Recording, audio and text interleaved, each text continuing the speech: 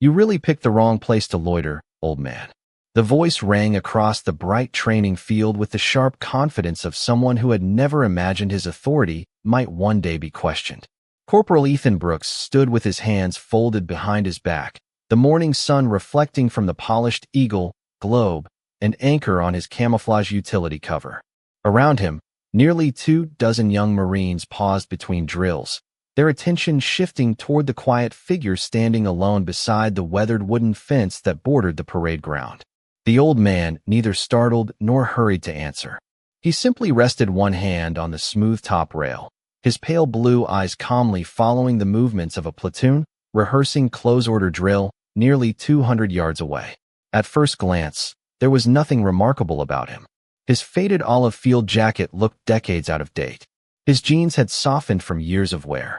His brown leather boots carried dust from countless roads rather than the shine expected on a military installation.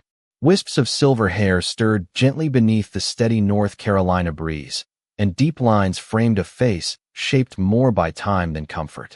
He looked like any elderly visitor who might have wandered onto the wrong base during an open house. Ethan took several deliberate steps closer, boots crunching over the gravel with enough force to announce both his presence and his impatience. "Sir, this is a restricted training area," he said, louder this time, making sure every Marine nearby could hear. "If you're looking for the museum, you're about half a mile in the wrong direction." A few of the younger Marines chuckled. One nudged another with an elbow. Another quietly whispered, "Maybe Grandpa's looking for bingo night." The laughter spread just enough to become contagious without anyone realizing how quickly small moments of disrespect could gather momentum. The old man slowly turned his head. His movements carried no hesitation, no embarrassment, and certainly no irritation. His expression remained almost impossibly peaceful, as though the jokes drifting through the warm morning air belonged to someone else. Entirely. His gaze rested briefly on Ethan before returning to the platoon across the field. It was not avoidance. It was observation. He watched every synchronized pivot, every imperfect interval, every fraction of hesitation in the formation with an attention so complete that it unsettled anyone patient enough to notice. Ethan frowned. Most civilians became nervous under the attention of uniformed Marines. This man seemed untouched by it. "Sir," Ethan repeated, stepping directly into the older man's line of sight. "I'm talking to you." Finally, the old man answered. His voice was low, rough around the edges, and carried the calm weight of someone who had never needed to raise it. "I know." Nothing more followed. The simplicity of the reply drew another ripple of laughter from the growing audience. Ethan smiled thinly, convinced silence meant surrender. "Then you also know you can't just stand around here." The old man nodded once. "I'm waiting." "Waiting?" Ethan echoed with open disbelief. "For who?" The answer came after only the slightest pause. "Someone who asked me to." Several Marines exchanged amused glances. One quietly muttered, "Sure they did." Another laughed outright. Ethan folded his arms across his chest. "That's convenient." Still, the old man offered no defense, no explanation, and no frustration. He simply watched the drill continue beneath the brilliant blue sky, while the rhythmic cadence of marching boots rolled across the parade ground like distant thunder. Unknown to everyone gathered there, a staff sergeant standing near the administrative building had stopped walking the moment he noticed the elderly stranger's posture. Something about the man's stillness refused to fit the picture everyone else believed they were seeing. Staff Sergeant Daniel Harper slowed almost without realizing it. He had been crossing the administrative courtyard with a clipboard tucked beneath one arm when the gathering near the training field caught his attention. Marines laughed all the time. Good-natured teasing was part of the culture. Yet something about this scene felt different. It was not the laughter itself that bothered him. It was the old man's complete absence of reaction.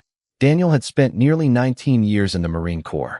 He had met decorated combat veterans, retired drill instructors, generals, and civilians who desperately wanted everyone to know who they were. This stranger fit none of those categories. He stood without stiffness, but never slouched. His hands rested naturally at his sides. His breathing remained slow and measured despite becoming the center of unwanted attention. More importantly, his eyes never wandered. They remained fixed on the platoon practicing across the parade deck. Daniel followed the direction of that gaze. The recruits were executing column movements under the watchful voice of their drill instructor. To most spectators, everything looked perfectly synchronized. To someone with experience, tiny flaws appeared like loose threads in an otherwise perfect uniform. One Marine consistently planted his heel a fraction of a second late. Another allowed the interval to drift nearly 3 inches during every left wheel. The differences were almost invisible. Yet the old man's eyes seemed to settle on each mistake before it happened, as though he already knew where discipline would briefly slip. Daniel felt a strange chill despite the warm Carolina sun. Ethan Brooks, meanwhile, interpreted the silence as surrender. He smiled confidently toward the growing audience. "You know," he said loudly enough for everyone nearby to hear, "watching Marines train is not the same thing as understanding what you are looking at." More laughter followed. The old man finally shifted his attention away from the formation and looked directly at Ethan. There was no challenge in his pale blue eyes. No resentment. Only a quiet patience that somehow made the young corporal sound even younger. "Everyone starts somewhere," the old man replied. Ethan gave a theatrical shrug. "Not everybody finishes." Several Marines laughed harder than before. One private whispered that the old man probably had stories about marching uphill both ways. Another joked that he might have been guarding dinosaurs instead of military bases. Daniel noticed something else. The stranger never looked embarrassed. He never searched the faces around him for sympathy. Instead, his attention drifted back toward the marching formation just as one squad prepared another turn. Almost absent-mindedly, he spoke for quiet words. "Third file is drifting." The sentence was barely above conversational volume, yet Daniel instinctively looked back toward the platoon. 2 seconds later, exactly as predicted, the third file opened a noticeable gap before the drill instructor immediately corrected it with a sharp command. Daniel's eyebrows lifted. That was not luck. Ethan had not even noticed the mistake. "What was that?" he asked with an amused grin. The old man answered calmly. "Nothing important." Ethan chuckled. "You seem pretty confident for somebody standing in the wrong place." The older man gave the faintest smile. Confidence and volume are rarely the same thing. The remark drew a few confused looks instead of laughter. Daniel watched Ethan's expression tighten for the first time. Pride disliked answers that refused to become arguments. Before Ethan could respond again, Daniel quietly reached into his pocket and removed his phone. He was not calling because he recognized the man. He did not. He was calling because every instinct earned through nearly 2 decades of service told him that someone standing that calmly in the middle of growing disrespect had probably spent a lifetime earning the kind of composure that could never be taught in a classroom. Daniel Harper stepped several yards away from the growing circle of Marines before pressing the call button on his phone. He kept his voice low, careful not to attract attention. "Operations desk, this is Staff Sergeant Harper. I need you to verify a visitor for me." The duty clerk sounded puzzled. "Do you have a visitor badge number?" Daniel glanced back toward the elderly man. "Negative. No badge that I can see. I only have a name." "Go ahead." Daniel hesitated for just a second. "Thomas Walker."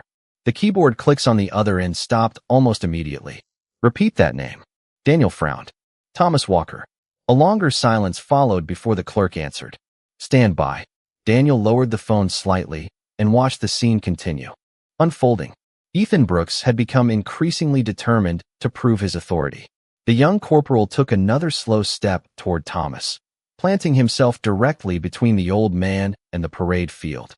"You keep saying you are waiting," Ethan said. "I have asked you twice already. Who exactly are you waiting for?"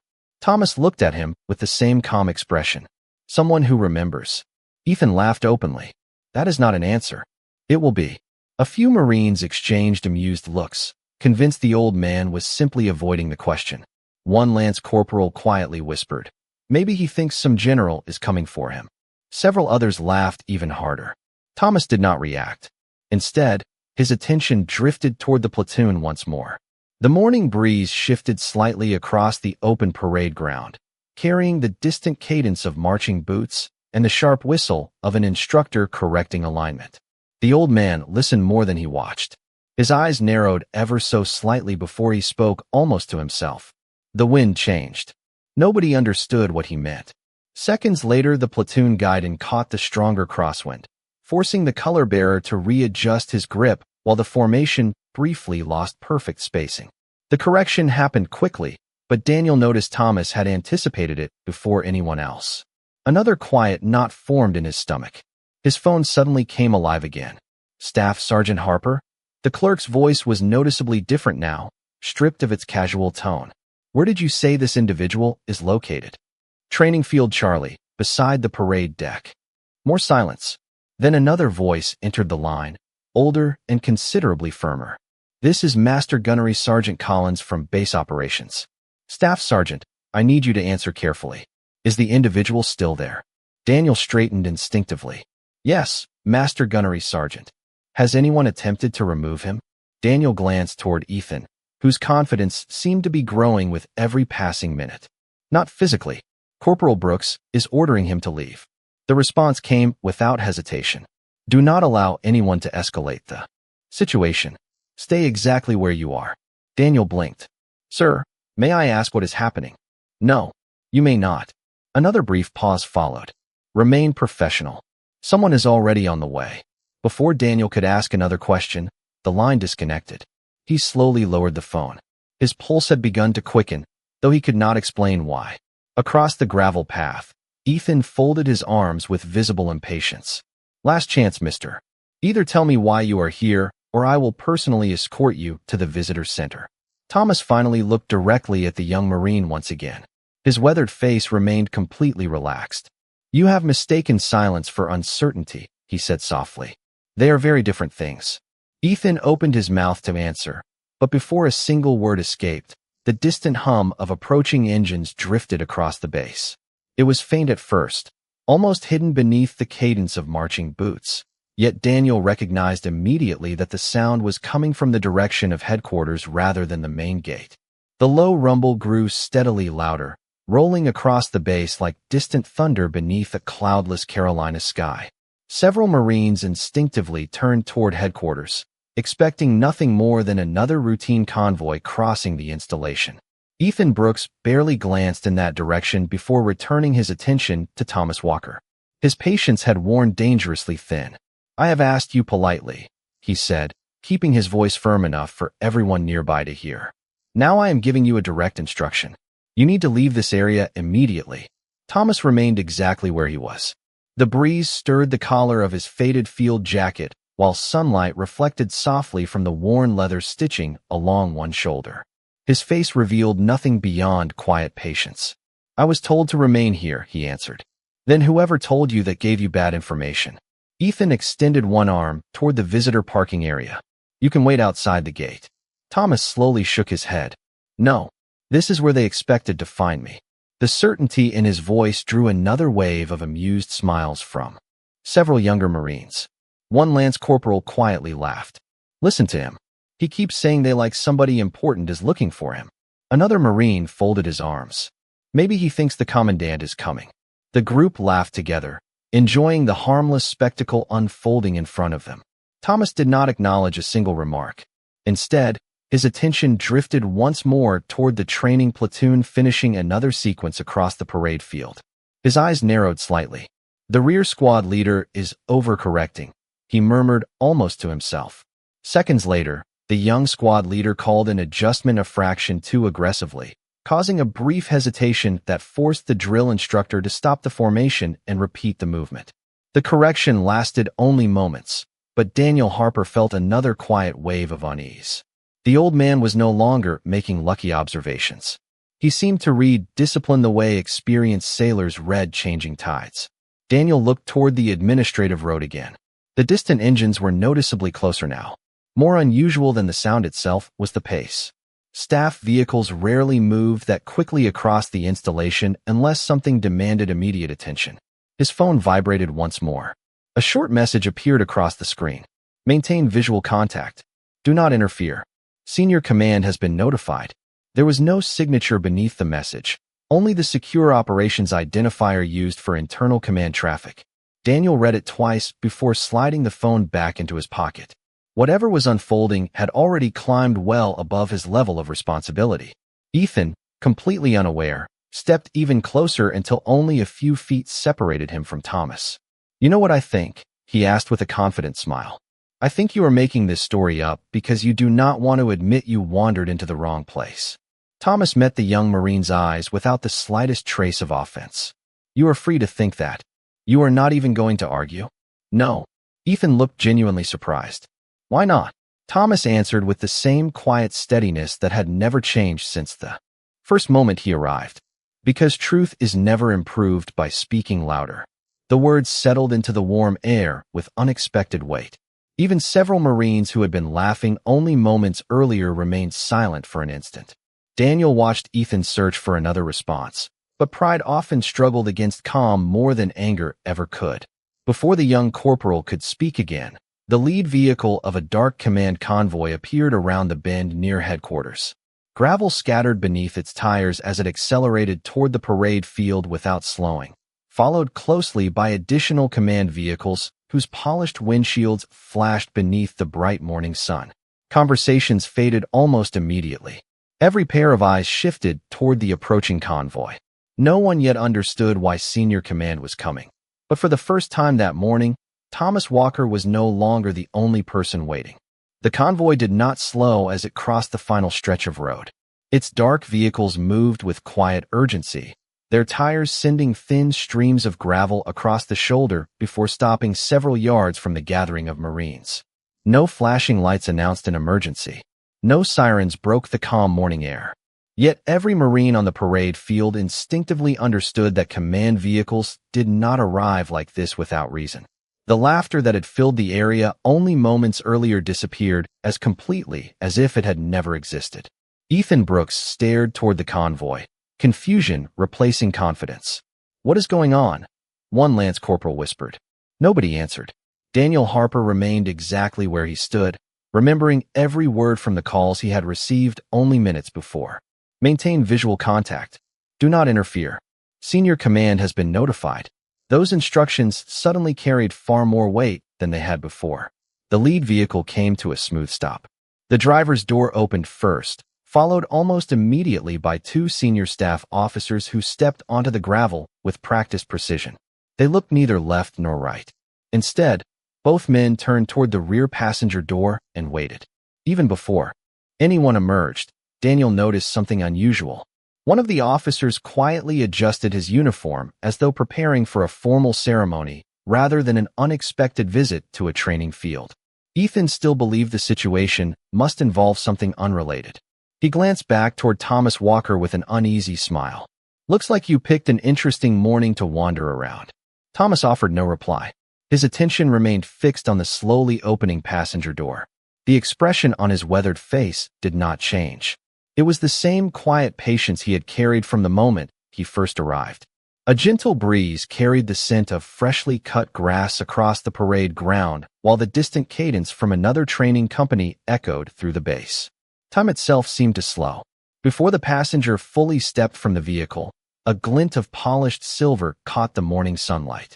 Daniel immediately recognized the unmistakable insignia on the visitor's collar. His heartbeat quickened. Colonel Michael Hayes. The commanding officer of the installation almost never appeared without advance notice, and certainly not in response to a routine disagreement involving a visitor. Ethan straightened instinctively, his posture becoming noticeably more formal. Several nearby Marines exchanged nervous glances. The colonel stepped onto the gravel without speaking. His expression was composed, but his pace left no doubt that he had arrived with purpose. He acknowledged neither Ethan nor the cluster of curious Marines standing nearby. Instead, his eyes searched the gathering until they settled upon Thomas Walker. For the briefest moment, something almost impossible to describe crossed the colonel's face. It was not surprise. It was recognition mixed with profound respect. Daniel caught that fleeting expression and felt the final pieces of the morning begin to align in his mind. This had never been about an elderly visitor refusing to leave. This had been about someone whose name had quietly traveled through channels that ordinary Marines rarely saw. Ethan noticed the colonel walking directly toward the old man and instinctively stepped sideways to clear the path. His earlier confidence had faded into visible uncertainty. Around them, conversations had completely stopped. Even the platoon drilling across the parade field had paused after their instructor noticed the unexpected arrival of senior command. The entire area settled into an almost unnatural silence, broken only by the distant rustling of flags above the headquarters building. Thomas remained exactly where he had always been, one hand resting lightly against the weathered fence rail, calm and unhurried beneath the bright Carolina sun. He did not move forward to greet the colonel. He did not attempt to explain himself. He simply waited, as though every moment since arriving that morning had unfolded exactly as he had expected it would. Colonel Michael Hayes continued forward without breaking stride. The gravel crunched beneath his polished boots, yet the sound seemed unusually loud against the silence that had settled across the parade field. Every Marine watched him. Ethan Brooks stood frozen, unsure whether to salute, speak, or simply step farther aside. Daniel Harper noticed something even more remarkable. The colonel's executive officer, a major with more than 20 years of service, had quietly fallen half a step behind his commander instead of walking beside him. It was a subtle gesture, but one reserved for moments of exceptional respect. Colonel Hayes stopped several feet in front of Thomas Walker. For an instant, neither man spoke. The breeze carried the distant cadence of another platoon somewhere beyond the tree line, while an American flag snapped gently above headquarters. Thomas looked exactly as he had all morning, calm, patient, almost ordinary. Only his pale blue eyes betrayed a depth that seemed impossible to measure. The colonel's voice, when it finally came, was noticeably softer than anyone present had ever heard during a public inspection. "Mr. Walker," Thomas answered with the faintest smile. "Good morning, Colonel." Ethan felt his stomach tighten. The old man knew the commanding officer by rank without hesitation, yet there had been no surprise in his voice, no excitement, only the quiet familiarity of someone greeting an old acquaintance. Colonel Hayes inclined his head ever so slightly. "I apologize for keeping you waiting." Thomas shrugged gently. "Waiting has never bothered me." The simplicity of the reply seemed to weigh heavily on the colonel. Daniel watched carefully as something almost imperceptible passed between the two men, an understanding built long before anyone standing on the parade field had ever worn a uniform. Ethan finally found enough courage to step forward. "Sir," he began carefully, addressing the colonel. "This individual entered the training area without authorization. I was attempting to escort him to the visitor center." Colonel Hayes slowly turned toward the young corporal. His expression remained composed. There was no anger in his face, only quiet disappointment. "Corporal Brooks," he said evenly. "Did this gentleman identify himself?" Ethan hesitated. "He gave his name, sir." "And?" "Thomas Walker, sir." The colonel held Ethan's gaze for several long seconds before speaking again. "Then you already possess the single piece of information that mattered." Confusion spread across the faces of nearly every Marine nearby. Ethan swallowed. "Sir, with respect, I did not recognize the name." "No," the colonel answered. "You would not." He turned back toward Thomas. "Most would not." Another command vehicle rolled quietly to a stop behind the convoy.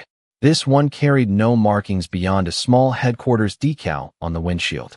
Two senior enlisted leaders stepped out, both wearing the insignia of Sergeant Major.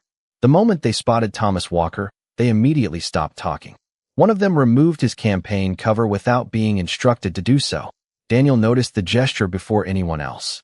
His pulse quickened once again. Whatever history connected this quiet old veteran to the leadership of the base reached far beyond ordinary service records. Thomas glanced toward the arriving sergeants major and offered a warm nod of recognition. They returned it instinctively. Ethan could no longer hide the uncertainty spreading across his face. Every assumption he had made that morning was beginning to collapse, piece by piece, without anyone raising a voice. The colonel looked across the assembled Marines before speaking clearly enough for everyone present to hear. There are moments in a Marine's career when rank teaches authority. There are other moments when humility teaches something far more valuable. His eyes returned to Thomas Walker. Today will be remembered for the second reason. Around the parade field, conversations had completely vanished. Even the instructors watching from a distance stood motionless, sensing that whatever happened next would become one of those stories repeated for years by Marines who had been fortunate enough to witness it. The silence lingered for several long seconds after Colonel Hayes finished speaking. No one shifted their weight. No one whispered another joke. Even the breeze seemed gentler as it carried the distant rhythm of boots from another training company somewhere beyond the tree line. Then something unexpected happened. A young captain hurried from the second command vehicle, carrying a thin black portfolio pressed tightly against his chest. His pace was brisk, but as he approached Thomas Walker, he slowed instinctively, as though crossing an invisible boundary. Without saying a word, he handed the portfolio to Colonel Hayes. The colonel accepted it carefully before opening it just enough to confirm its contents. He nodded once and closed it again. Ethan Brooks watched every movement with growing confusion. Nothing about the exchange resembled an inspection or disciplinary action. It felt ceremonial, yet no ceremony had been scheduled that morning. Daniel Harper recognized the captain from headquarters administration. He handled historical records, distinguished visitors, and official archives. His presence only deepened the mystery. Colonel Hayes turned toward Thomas once more. "Sir," he said quietly, "they located the original record exactly where you said it would be." Thomas smiled faintly. "I knew they would eventually stop looking in computers." A few Marines exchanged puzzled glances. The colonel gave the slightest nod. It was still in the handwritten archive. Thomas looked toward the parade field. "Some things deserve paper." Those simple words settled over the gathering with unexpected weight. The captain carefully opened the portfolio. Inside rested several aging documents protected beneath crystal-clear sleeves. None contained medals or decorations. There were faded photographs, yellowed pages covered in precise handwriting, and a single worn training roster carrying dozens of signatures from decades earlier. Colonel Hayes removed only one page. The paper had darkened with age, its edges softened by time, yet every signature remained perfectly preserved.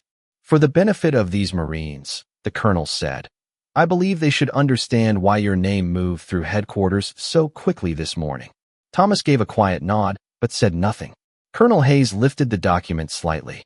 48 years ago, before this installation expanded into what it is today, one Marine was asked to redesign how leadership discipline was taught to newly commissioned officers assigned here. His methods became standard across multiple training commands. His lesson plans remained in use long after his retirement. Thousands of Marines have unknowingly studied material that began with one instructor. Ethan frowned. He looked again at the old man standing beside the fence. The faded jacket, the worn boots, the quiet eyes. None of it matched the image he had built only an hour earlier. Colonel Hayes continued. "Many traditions that young Marines believe have always existed were refined because this man believed discipline should never be louder than respect." Daniel felt his pulse quicken again. Suddenly Thomas's observations throughout the morning made perfect sense. He had not merely been watching a platoon drill. He had been watching techniques he himself had helped shape nearly half a century before. Thomas slowly looked toward the formation across the parade field where the young squad leader had struggled earlier. "They are doing well," he said softly. The young instructor corrected the mistake immediately. "That matters more than never making one." Ethan lowered his eyes. Those words carried no accusation. They contained no sarcasm. They offered only encouragement. Somehow that kindness weighed more heavily than any public rebuke ever could. Around the gathering, more senior Marines had quietly arrived after hearing unusual command traffic over internal communications. None interrupted. None asked questions. They simply watched in respectful silence as realization spread from one face to another. Thomas Walker had never come to prove who he was. He had only come because someone had invited him back to the place where a small part of his life's work still quietly lived in every cadence called across the parade ground. Colonel Hayes slowly closed the portfolio and handed it back to the waiting captain. No one spoke. The quiet that settled across the parade ground carried more weight than any shouted command ever could. Thomas Walker remained beside the weathered fence, one hand resting lightly against the smooth wood, watching the young Marines with the same calm attention he had shown since the beginning of the morning. He did not appear proud. He did not appear vindicated. If anything, he seemed almost uncomfortable with becoming the center of attention. Colonel Hayes understood that feeling well. He turned toward the senior sergeant major standing near the convoy and gave a single, almost imperceptible nod. The sergeant major immediately reached for the small handheld radio clipped to his vest. He pressed the transmit button only once. His voice remained calm and professional. Execute Honor Formation Alpha at Training Field Charlie. There was no explanation. None was necessary. Across the installation, the message traveled through internal communications with astonishing speed. At the rifle range, instructors paused mid-briefing. Inside the motor pool, mechanics looked up from open engine compartments. Marines carrying supply crates stopped in place. Office doors opened throughout headquarters. The words themselves meant little to younger Marines, but every senior leader recognized the seldom-used protocol immediately. Daniel Harper watched the change unfold almost in real time. A color guard emerged from a nearby building at a steady pace. Drill instructors quietly redirected recruits toward the edge of the parade field. Staff officers stepped from administrative offices and moved with deliberate purpose toward the open training area. None of them hurried. None of them appeared confused. They simply arrived, each understanding exactly where to stand without being told. Ethan Brooks looked around in complete disbelief. The crowd surrounding Thomas was no longer a handful of curious Marines. It had become nearly the entire visible command structure of the base. The realization settled heavily inside him.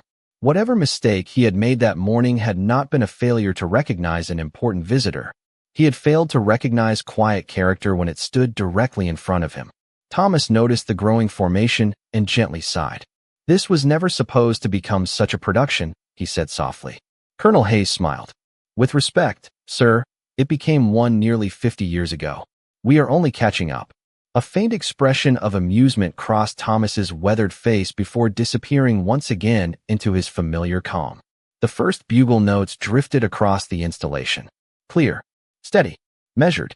Every conversation stopped instantly. Across the broad parade field, Marines instinctively adjusted their posture. Boots aligned, shoulders squared, hands settled naturally against trouser seams.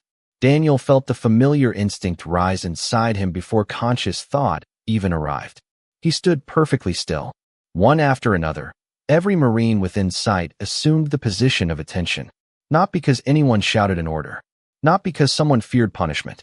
They did so because respect had quietly replaced curiosity. Ethan followed a heartbeat later. His spine straightened. His eyes fixed forward. The laughter that had filled the morning now seemed impossible to remember. Thomas looked slowly across the rows of young faces standing beneath the bright Carolina sun. Some had arrived only weeks earlier. Others were seasoned leaders with decades of service. Yet in that single silent moment, rank almost disappeared. There remained only generations of Marines connected by the same traditions, the same values, and the same quiet expectation that honor should always outlive the people who first taught it. Colonel Hayes then performed the only gesture left that words could never equal. He stepped directly in front of Thomas Walker, brought his right hand upward with flawless precision, and rendered the sharpest salute of his career. For one suspended heartbeat, absolute silence covered the entire base before every Marine standing within view followed him in perfect unison. The salute remained suspended beneath the clear morning sky for several unforgettable seconds. No commands echoed across the parade ground. No instructor called cadence. The only sounds were the steady rustle of the American flag above headquarters and the distant whisper of wind moving through the tall pines beyond the training fields. Thomas Walker looked slowly across the rows of Marines, standing perfectly still before raising his own weathered hand in return. His salute was unhurried, practiced, and effortless, shaped by habits that had never truly faded with time. When he lowered his hand again, Colonel Hayes allowed his own salute to fall. No one else moved until he did. The silence carried more meaning than applause ever could. Ethan Brooks felt the weight of every careless word he had spoken that morning. He stepped forward cautiously, removed his cover, and held it respectfully against his chest. "Mr. Walker," he said quietly, his voice stripped of every trace of confidence that had filled it only an hour before. "I owe you an apology. I judged you before I knew anything about you. I thought rank and regulations were enough. I was wrong." Thomas studied the young Marine for a long moment before offering a gentle smile. "You were trying to protect your post," he answered. "That is never something to be ashamed of." Ethan lowered his eyes. "But I forgot to respect the person standing in front of me." Thomas nodded. "Experience will teach you procedures. Character will teach you people. Make certain you never stop learning the second lesson." Daniel Harper watched the exchange with quiet admiration. There was no triumph in the old veteran's voice, no desire to embarrass anyone. The greatest lesson of the morning was not delivered through authority, but through grace. Colonel Hayes looked toward the assembled Marines. "Every one of you will remember today," he said. "Not because you witnessed an honored guest returning to this base, but because you witnessed the difference between recognition and respect. Recognition depends on names and records. Respect should never require either." Those words settled deeply into every listener. The formation remained motionless as Thomas reached into the pocket of his faded field jacket and carefully withdrew a small, folded sheet of paper. He handed it to Colonel Hayes. "These are a few notes I made while watching the drill this morning," he said. "Nothing major. Just a few observations that might help the young instructors." The colonel accepted the paper with both hands. His eyes briefly scanned the handwritten notes before a warm smile appeared. Tiny corrections, slight improvements to spacing, suggestions for clearer commands. Even after decades away from active service, Thomas had instinctively looked for ways to help rather than criticize. Colonel Hayes folded the page carefully and placed it inside the same portfolio that contained the old training records. "These will become part of the archive as well," he said. Thomas chuckled softly. "Only if they are useful." "They already are." A short time later, the convoy quietly departed. The senior leaders returned to their duties. The platoons resumed training. Engines started again inside the motor pool, and the ordinary rhythm of the base slowly returned. Yet something invisible had changed. Ethan remained standing beside the weathered fence for several minutes after Thomas walked toward the visitor parking area with the same unhurried pace he had carried all morning. Before disappearing around the corner of the administration building, the old veteran paused one final time and looked back across the parade ground. Young Marines were drilling beneath the bright Carolina sun, calling cadence with confidence and purpose. A faint smile crossed his face before he continued on his way. No medals had been displayed. No stories of battlefield heroics had been told. His greatest legacy had never been found in photographs or official files. It lived quietly inside generations of Marines who unknowingly carried forward the discipline, humility, and respect he had helped shape decades before. Some heroes are remembered because history writes their names. Others become part of history because they quietly write themselves into the lives of everyone who follows.